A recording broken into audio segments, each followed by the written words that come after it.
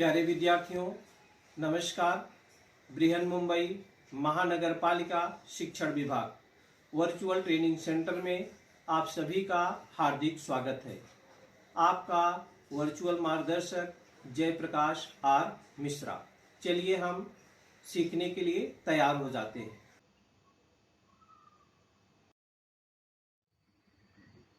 आज हम लोग कक्षा 10वीं विषय विज्ञान और प्रौद्योगिकी भाग 1, जिसको हम साइंस एंड टेक्नोलॉजी पार्ट 1 बोलते हैं। आज का अपना प्रकरण है पाठ 8 धातु विज्ञान, जिसको हम मेटलर्जी बोलते हैं। इसमें हम पार्ट 1 में के बारे में आपसे बात करेंगे इस वीडियो में। लेकिन बच्चों, धातु विज्ञान में क्या क्या हमें सीखना है, इसके बारे में हम एक नज़र डाल लेते हैं। धातु विज्ञान में क्या क्या है। तो बच्चों, सबसे पहले इसमें धातु विज्ञान में धातुओं के भौतिक गुणधर्म दिया है, जिसको हम फिजिकल प्रॉपर्टीज ऑफ मेटल्स बोलते हैं। दूसरा है अधातुओं के भौतिक गुणधर्म, physical properties of non metals. धातुओं की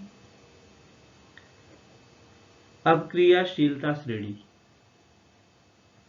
रिएक्टिविटी सीरीज ऑफ मेटल्स। धातुओं के रासायनिक गुणधर्म, जिसको बोलते हैं केमिकल प्रॉपर्टीज ऑफ मेटल्स। अधातुओं के रासायनिक गुणधर्म, chemical properties of non metals. आयनिक यौगिक, जिसको आयनिक कंपाउंड बोलते हैं। धातु विज्ञान में विविध संकल्पना, ये सारी चीजें इस चैप्टर में सीखना है। तो यहाँ आज हम पार्ट 1 में आपको क्या क्या सिखाएंगे। हम यहाँ पर धातुओं के भौतिक गुणधर्म, अधातुओं के भौतिक गुणधर्म और धातुओं की अपक्रियाशीलता श्रेणी और धातुओं के रासायनिक गुणधर्म, इस पर हम इस वीडियो में चर्चा करने वाले हैं। Physical properties of metals, physical properties of non metals, reactivity series of metals, chemical properties of metals. अधातुओं के रासायनिक गुणधर्म, आयनिक यौगिक, धातु विज्ञान विविध संकल्पना, इसको हम अगले वीडियो में सीखेंगे। तो बच्चों, जैसा हम सभी लोग जानते हैं, भली भांति परिचित है कि जब ये पृथ्वी का जन्म हुआ, जब पृथ्वी का निर्माण हुआ, आज से नहीं हुआ बच्चों। पृथ्वी का निर्माण लगभग 4.5 अरब वर्षों पूर्व हुआ। निर्मित से लेकर आज तक लगातार विविध प्रक्रियाएं पृथ्वी के गर्भ में और अपने आसपास होती रही है। उन्हीं का परिणाम है कि विविध खनिजों की, द्रवों की और गैसों की उत्पत्ति हुई है। अगर ये पृथ्वी नहीं होती तो इन सब का उत्पत्ति ही नहीं हो पाती है। तो जब से हम लोग पैदा हुए हैं, उसके पहले ही पृथ्वी का निर्माण हुआ। और पृथ्वी पहले किस रूप में थी, आज किस रूप में है, उसमें बहुत सारे परिवर्तन हुए। उसी परिवर्तनों का परिणाम है कि विविध खनिज जो द्रव के रूप में, गैस के रूप में आज हैं, उनका हम उपयोग कर रहे हैं। तो बच्चों, हमारे आसपास अनेक पदार्थ किसी न किसी रूप में होते हैं, या यौगिकों से बने होते हैं। आपने शुरू में देखा था कि तत्वों का जो वर्गीकरण है, उनका वर्गीकरण उनके गुणधर्मों के आधार पर, वे धातु हैं, अधातु है या धातु सदृश है, इस प्रकार से किया गया है और आज भी वही उपयोग में है। सब धातु, अधातु, धातु सदृश सबकी कुछ न कुछ विशेषताएं होती हैं जिसकी जानकारी हम लोग करेंगे। तो बच्चों, ये धातु सबसे पहले है धातुओं के भौतिक गुणधर्म और अधातुओं के भौतिक गुणधर्म। मेटल और नॉन मेटल का प्रॉपर्टीज जो है उसके बारे में हम लोग सीखेंगे।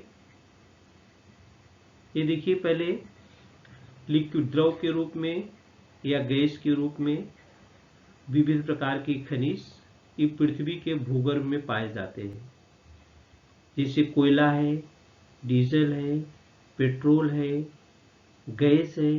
ये सभी क्या है, पृथ्वी के भूगर्भ में है और उनको निकालकर हम अपनी आवश्यकताओं की पूर्ति कर रहे हैं। तो बच्चों, जो पृथ्वी के भूगर्भ में पाए जाते हैं इनको बनने में बहुत सारा समय लगता है। जैसे पानी है, तेल है, ये सब पृथ्वी में पाए जाते हैं। तो हम कहते हैं कि इनका उपयोग हमें कंजूसी पूर्वक करना चाहिए, क्योंकि ये जो बन चुके हैं वो धीरे धीरे समाप्त होने की कगार पर है। इसीलिए इनका उपयोग कंजूसी पूर्वक करना चाहिए।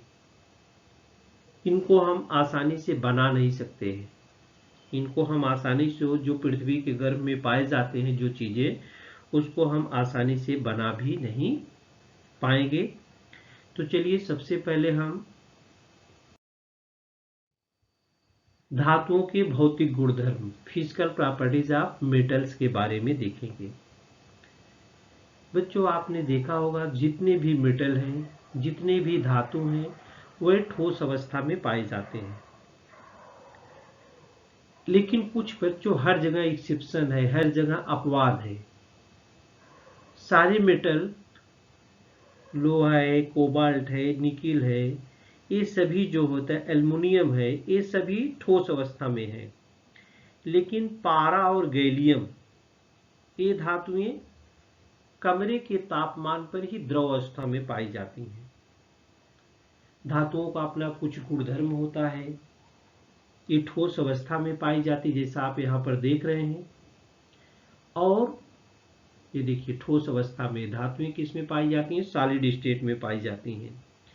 केवल हमने कहा पारा और गैलियम, पारा और गैलियम ये धातुएं को क्या होती है, कमरे के तापमान ही द्रव अवस्था में पाई जाती हैं।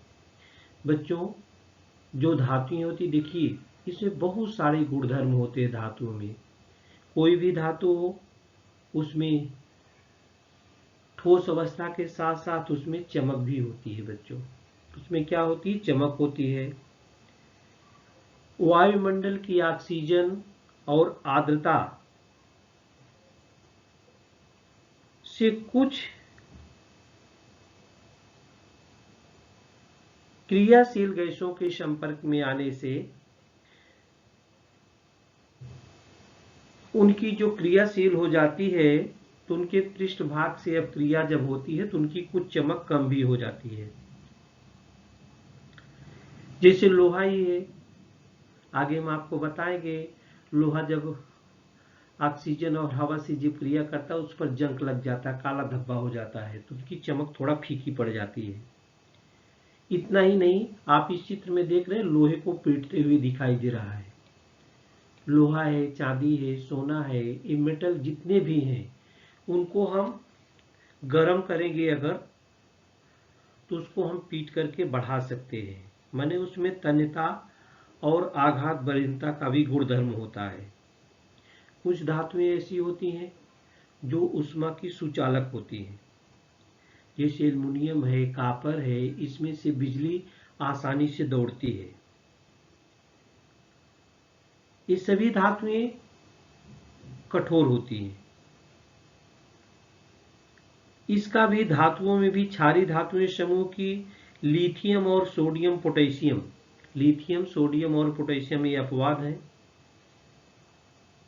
क्योंकि ये धातुएं कठोर नहीं होती बच्चों, ये धातुएं बहुत मुलायम होती हैं, इनको आप चाकू से चाहे तो काट सकते हो।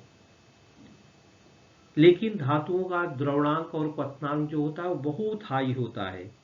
एक का हम बताते हैं, आपके घर में जो बल्ब चमकता है बच्चों, उसमें जो फिलामेंट लगा रहता है वो टंगस्टन धातु का होता है। किस धातु का होता है? टंगस्टन धातु का होता है। तो टंगस्टन धातु का जो द्रवणांक होता है वो सबसे अधिक होता है बच्चों। 100 डिग्री सेंटीग्रेड पर पानी खौलने लगता है, लेकिन वो टंगस्टन जो बना हुआ है उसका द्रवणांक होता है 3422 डिग्री सेंटीग्रेड, तब वह पानी में बदलता है। जैसे लोहा भी है, लोहा को आप एकदम पिघला दो तो ये भी पानी जैसा प्रवाह होता है। प्रवाह होने के कारण ही इसको जिस आकृति में चाहो उस आकृति का आप बना सकते हो।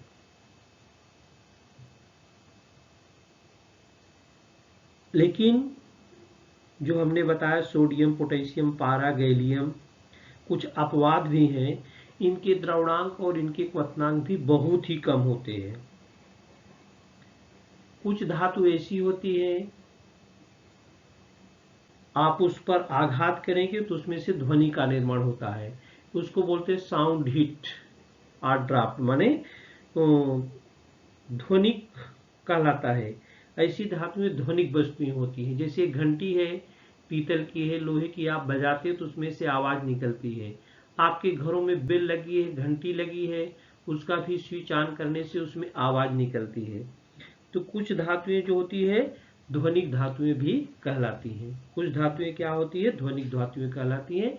तो बच्चों आप ये जानिए कि जो धातुओं के भौतिक गुणधर्म है वो ठोस अवस्था में पाई जाती हैं, कुछ को छोड़कर। उनमें चमक होती है, उसमें तन्यता और आघात वर्धता होती है,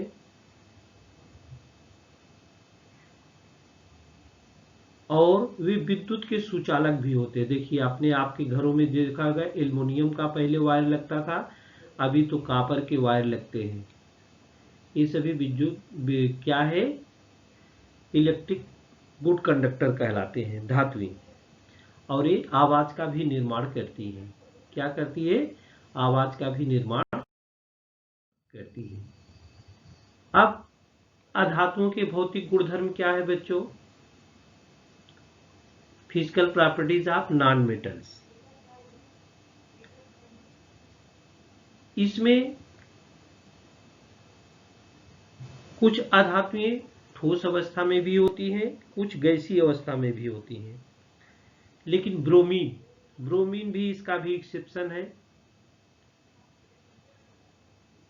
क्योंकि वह द्रव अवस्था में पाया जाता है। हमने कहा अधातुएं या तो ठोस अवस्था में होती है या तो गैस अवस्था में होती है। देखिए लिखा है अधातुएं या तो ठोस अवस्था में होती है या गैसीय अवस्था में होती है, लेकिन ब्रोमीन एक ऐसा अपवाद है, वो पानी के रूप में पाई जाती है द्रव अवस्था में। लेकिन बच्चों जैसे हमने कहा कि धातुओं में चमक होती है, लेकिन अधातुओं में चमक नहीं होती, परंतु उसका भी एक्सेप्शन एक आयोडीन है, क्योंकि उसके जो केलास होते हैं ना, आयोडीन के केलास जो होते हैं वो चमकदार होते हैं। अधातुओं में कठोरता नहीं पाई जाती है, वो इजीली टूट जाती हैं, लेकिन उसका भी एक अपवाद है हीरा, डायमंड जिसको कहते हैं, वो बहुत कठोर होता है। हीरा सबसे कठोर प्राकृतिक पदार्थ है। हीरा से कांच भी कट जाता है, हीरे से क्या होता है? कांच भी कट जाता है। लेकिन अधातुओं के जो द्रवणांक और क्वथनांक हैं वो कम होते हैं, और ये ऊष्मा के भी कुचालक होते हैं और विद्युत के भी कुचालक होते हैं। लेकिन उसका भी एक एक्सेप्शन है, ग्रेफाइट। ग्रेफाइट कार्बन का अपर रूप है, वो विद्युत का क्या होता है? सुचालक है। विद्युत का क्या है? सुचालक है। तो ये सारी बातें, ये भौतिक गुणधर्म थे किसके? अधातुओं के। अधातुओं के भौतिक गुणधर्म थे। ये शाफ्ट होती हैं डायमंड को छोड़कर, आसानी से टूट जाती हैं, चमकदार नहीं होती है, विद्युत की कुचालक होती है, और एक मोस्टली कलर्ड होती है। तो बच्चों ये सारी चीजें आपने धातुओं के गुणधर्म में देखा और अधातुओं के गुणधर्म में देखा। कुछ में कुछ समानता है और कुछ सब विपरीत अवस्था में पाई जाती है। आगे हम आपको धातुओं के रासायनिक गुणधर्म के बारे में बात करेंगे। Chemical properties of metals. धातुएं बच्चों क्रियाशील होती हैं, वे आसानी से इलेक्ट्रॉन त्याग कर धनावेशित आयन बनाती हैं, इसलिए उन्हें हम धन विद्युत तत्व भी कहते हैं। इसलिए उन्हें हम क्या कहते हैं? धन विद्युत तत्व कहते हैं। हम जानते हैं जो पदार्थ ऊष्मा के सुचालक होते हैं वे सामान्यतः विद्युत के भी सुचालक होते हैं। जिसमें से ऊष्मा प्रवाहित होती है उसमें से विद्युत भी प्रवाहित होती है। इसी प्रकार से जो ऊष्मा के कुचालक हैं वे विद्युत के भी कुचालक होते हैं। लेकिन इसका अपवाद हीरा है। हीरा विद्युत का कुचालक है परंतु ऊष्मा का सुचालक है। हीरा क्या है? विद्युत का तो कुचालक है लेकिन ऊष्मा का क्या है? सुचालक है। धातुएं जो बच्चों किससे किससे अपक्रिया करती है? धातुओं की अपक्रियाएं। तो धातु, कोई भी धातु है वो ऑक्सीजन से क्रिया करती है, वो पानी के साथ अपक्रिया करती है, वो अम्ल के साथ भी अपक्रिया करती है, वह नाइट्रिक अम्ल के साथ अपक्रिया करती है और धातुओं की अन्य धातु लवणों के विलयन के साथ भी अपक्रिया करती है और धातुओं की अधातुओं के साथ भी क्रिया हो जाती है। तो पहले हम धातुओं की अपक्रियाएं देखेंगे। बच्चों धातुओं की जो अपक्रियाएं हैं, पहले हम ऑक्सीजन के साथ अपक्रिया देखेंगे। धातुओं को अगर आप हवा में गर्म करते हैं तो क्या करते हो? जो हवा में ऑक्सीजन होती है उससे वो संयोग करती है और धातुओं के ऑक्साइड का निर्माण करती है, जैसे सोडियम और पोटेशियम। ये सोडियम है, सोडियम जो है ऑक्सीजन से क्रिया करके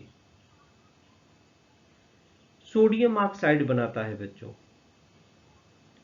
क्या बनाता है? Sodium oxide. 4Na+O2 ये सॉलिड में है, ये ऑक्सीजन है गैस के रूप में और ये 2Na2O क्या बनाती है? सॉलिड बनाती है, सोडियम ऑक्साइड बनाता है। इसी प्रकार से पोटेशियम क्रिएगा, पोटेशियम ऑक्साइड बनाता है। लेकिन बच्चों इसको हम खुला अगर हवा में छोड़ दें, खुला अगर हम इसको छोड़ दें तो सोडियम धातु क्या होती है? आसानी से जलने लगती है। इसीलिए आप लेबोरेटरी में जाएंगे तो सोडियम को क्या करते? खुला नहीं रखा जाता है, उसको मिट्टी के तेल में रखा जाता है, डुबो कर रखा जाता है।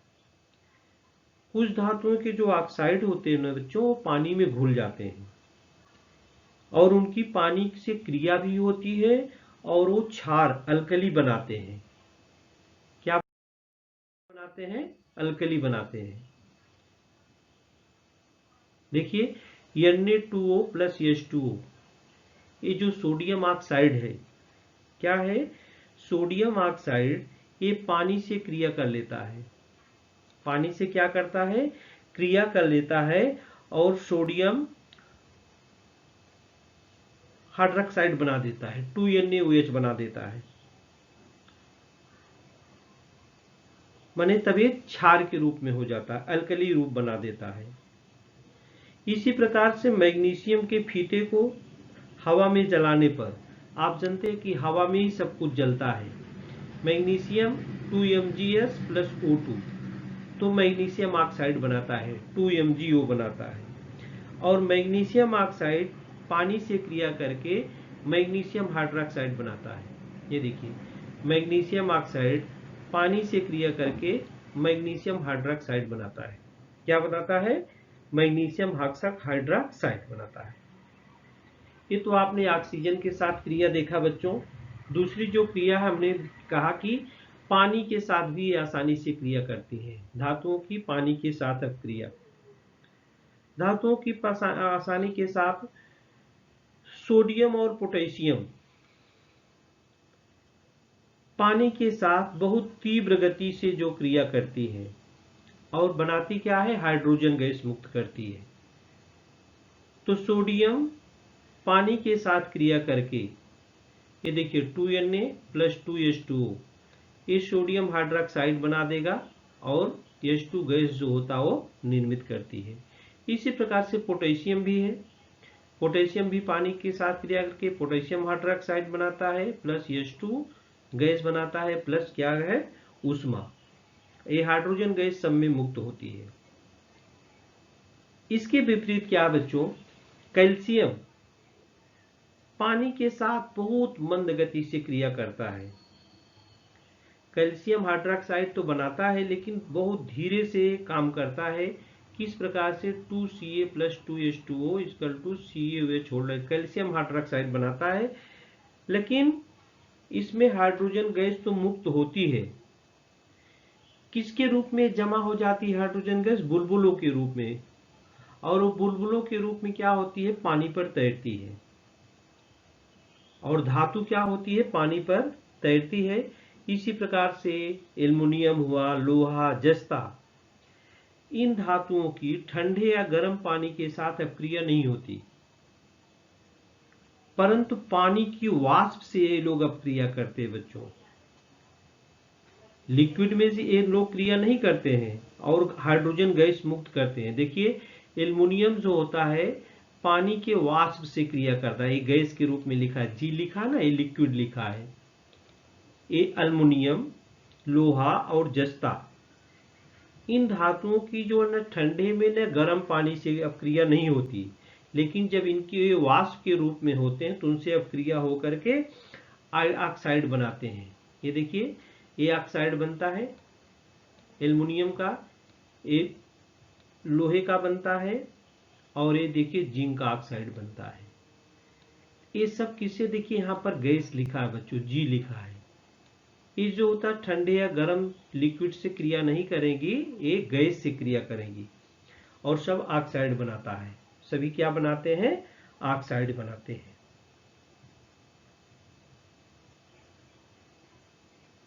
इसी प्रकार से धातुओं के अम्ल के साथ अपक्रिया कैसी होती है, धातुओं की अम्ल के साथ अपक्रिया, जैसे एल्युमिनियम है, मैग्नीशियम है, लोहा है, जस्ता है, इनको हम अगर तन सल्फ्यूरिक एसिड के साथ अपक्रिया होने पर अपक्रिया अगर कराते हैं तो धातुओं का सल्फेट बनता है। सल्फेट या क्लोराइड लवण प्राप्त होते हैं और इस प्रक्रिया में भी क्या होती है, हाइड्रोजन गैस मुक्त होती है। इस क्रिया में भी हाइड्रोजन गैस क्या होती है, मुक्त होती है। तो जो इसकी क्रियाशीलता है मैग्नीशियम से ग्रेटर देन एल्युमिनियम है, उससे ग्रेटर देन जिंक है और ग्रेटर देन फेरस है। तो बच्चों एक एक की क्रिया हम आपको दिखाएंगे। पहले मैग्नीशियम का हाइड्रोक्लोरिक एसिड के साथ हम क्रिया कराएंगे। मैग्नीशियम हाइड्रोक्लोरिक एसिड के साथ क्रिया करें मैग्नीशियम क्लोराइड बनता है, हाइड्रोजन गैस मुक्त होती है। एल्युमिनियम से क्रिया करेगा 2AlCl3 बनता है और H2 गैस निकलती है। लोहे के साथ भी क्रिया करके फेरिक क्लोराइड बना देता है और जिंक Zn के साथ भी क्रिया करके जिंक क्लोराइड बना देता है और हाइड्रोजन गैस क्या होती है, मुक्त होती है। हाइड्रोजन गैस क्या होती है बच्चों, मुक्त होती है।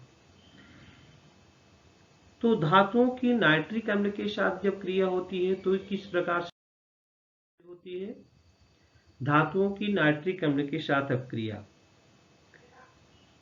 धातुओं की जब नाइट्रिक अम्ल के साथ अपक्रिया होती है तो धातुओं के नाइट्रेट बनते हैं और नाइट्रिक अम्ल की सांद्रता के अनुसार नाइट्रोजन के विविध ऑक्साइड भी बनते हैं।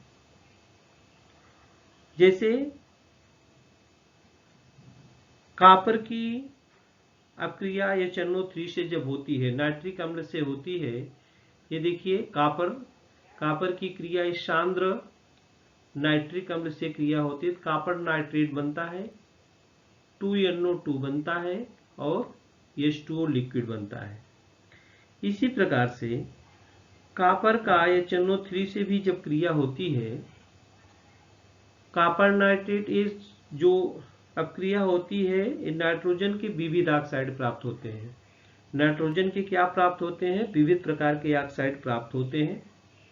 बच्चों, आपने ने अम्लराज का नाम सुना होगा कि अम्लराज क्या होता है। अम्लराज यह अत्यधिक क्षरणकारी एवं सधूम द्रव है। सोना और प्लेटिनम इन राज धातुओं को पिघला सकने वाले कुछ अभिकारिकों में से एक है। सांद्र हाइड्रोक्लोरिक एसिड और सांद्र नाइट्रिक अम्ल का 3:1 में मिला देने से अम्लराज का मिश्रण तैयार होता है। ये देखिए लिखा हुआ है। अम्लराज क्या है? सांद्र हाइड्रोक्लोरिक अम्ल और सांद्र नाइट्रिक अम्ल का 3:1 के अनुपात में अगर हम मिला देंगे तो अम्लराज जो होता है बन के तैयार हो जाता है।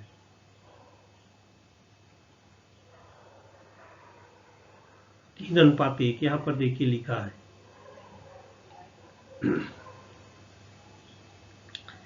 धातुओं की अन्य धातु लवणों के विलयन के साथ अपक्रिया किस प्रकार से होती है बच्चों?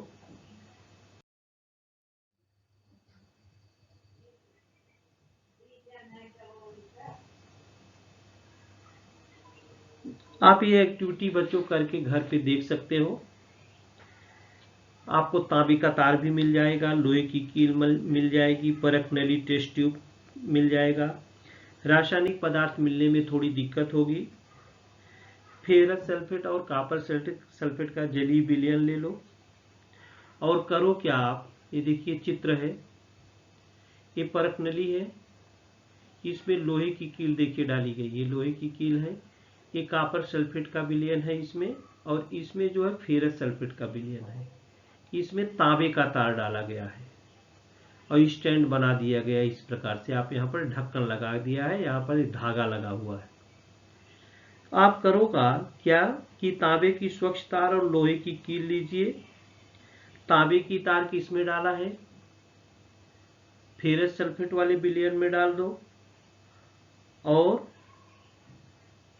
लोहे की कील किसमें डाल दो? कॉपर सल्फेट के विलयन में डाल दो, और 20-20 मिनट के अंतराल पर इसका निरीक्षण करो आप। तो आपको दिखेगा कि किसमें क्रिया जल्दी होती है, किसमें क्रिया मंद होती है, ये क्रिया किस प्रकार की है। तो आप देखेंगे कि जो लोहे की कील है उस पर जो तांबे की परत है वो जम जाती है। लोहे की कील पर तांबे की जो परत होती है वो क्या होती है? जमती हुई आपको दिखाई देगी। तो ये एक्टिविटी आप करके देख सकते हो।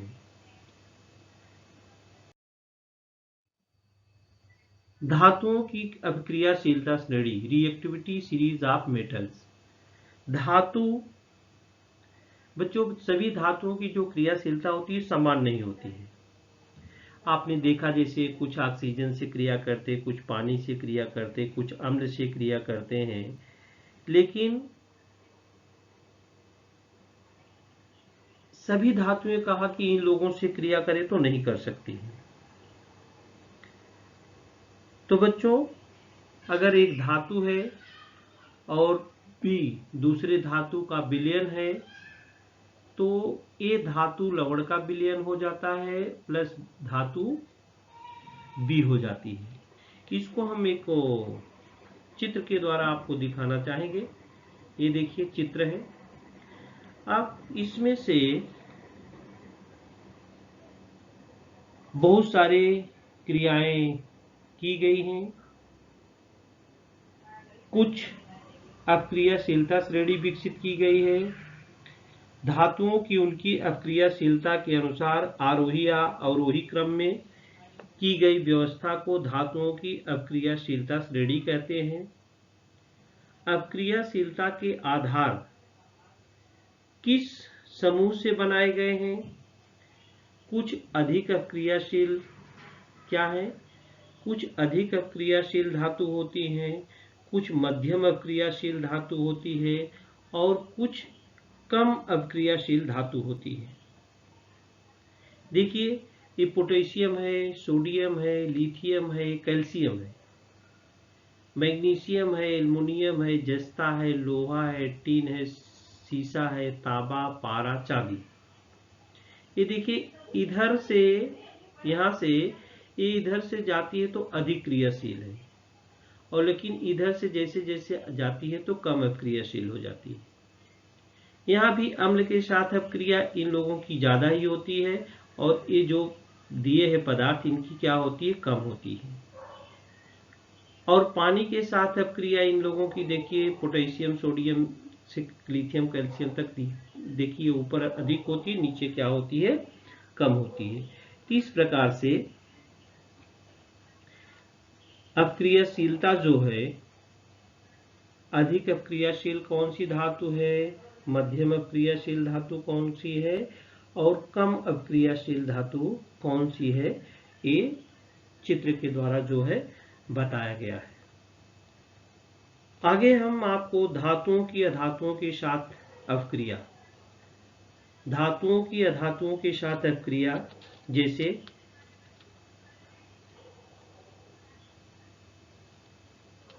अधातुएं जो होती है रासायनिक अपक्रिया में भाग नहीं लेती। धातुओं की जो अपक्रिया होती है, आपने देखा कि धातुओं के ऑक्सीकरण से धनायन बनते हैं।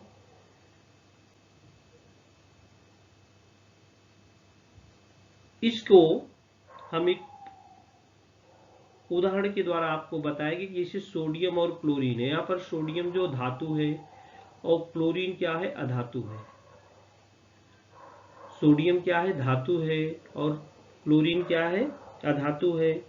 ये आयनिक यौगिक बनाते हैं सोडियम क्लोराइड, जो आप सोडियम क्लोराइड आपके घर में प्रयोग होता है, नमक सोडियम क्लोराइड है। इसी प्रकार से मैग्नीशियम भी, पोटेशियम भी, मैग्नीशियम भी क्रिया करता है क्लोरीन से, तो मैग्नीशियम क्लोराइड बनता है, और पोटेशियम भी अगर क्रिया करता है तो पोटेशियम क्लोराइड बनता है। ये यौगिक बनते हैं।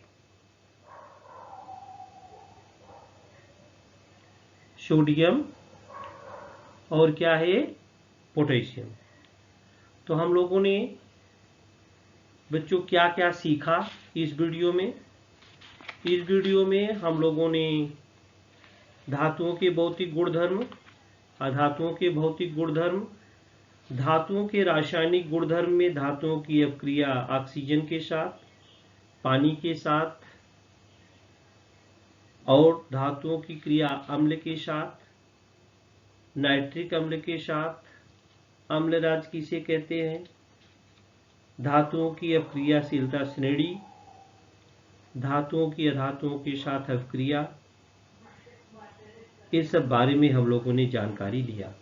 अगला वीडियो जब हम आपको बताएंगे उसमें हम अधातुओं के रासायनिक गुणधर्म के बारे में देखेंगे, आयनिक यौगिक के बारे में देखेंगे, या आयनिक यौगिक और उसके गुणधर्म के बारे में देखेंगे, धातु विज्ञान क्या है उसके बारे में सीखेंगे।